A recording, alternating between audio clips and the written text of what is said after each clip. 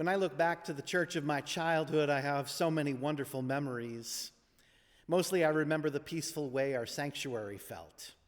There was always this gentle play of light that flowed through the stained glass windows during our Sunday morning worship service.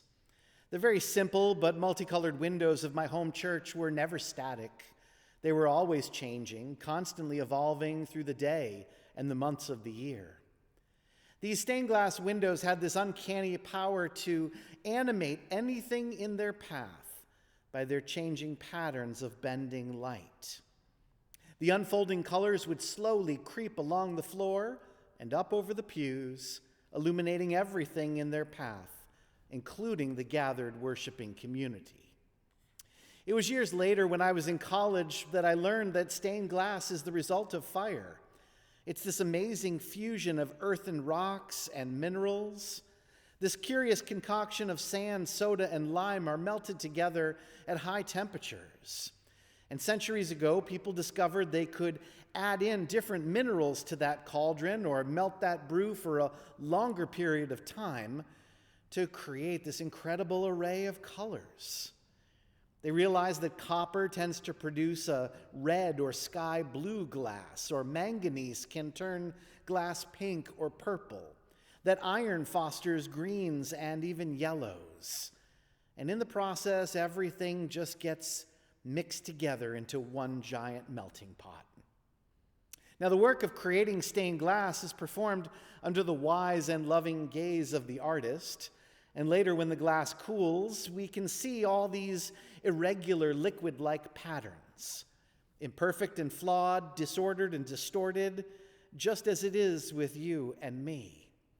It turns out that this wonderful irregularity, the imperfect, multicolored, flawed structure, is what helps make the glass transparent. Yet this transparency doesn't guarantee that all the light will pass through the glass. There are always some elements within the glass, just as there are within us, that can turn certain parts of the glass and the human soul opaque and cloudy. And when this happens, it deflects and blocks the light, preventing that light from illuminating the room or our lives or even the world. So what are some of the things within you that keeps some of that light out?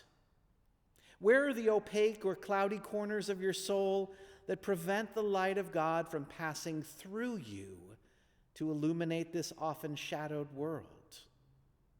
As we journey into Advent and toward Christmas, it begins with us and within us, not with the visible flaws and outward imperfections of our being.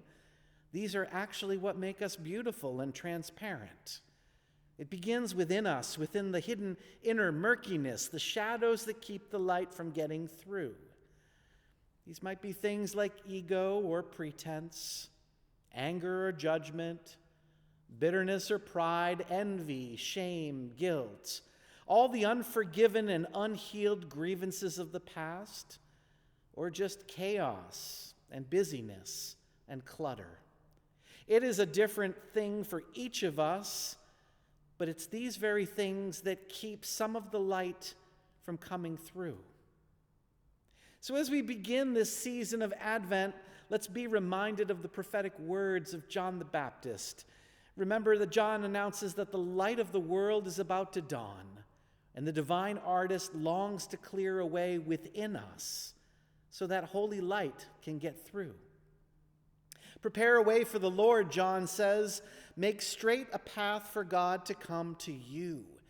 Fill in every low place within you. Level every mountain and hill. Straighten every crooked way and smooth out all of the rough ways. Then the radiant glory of the Eternal One will be revealed, and all flesh together will take it in.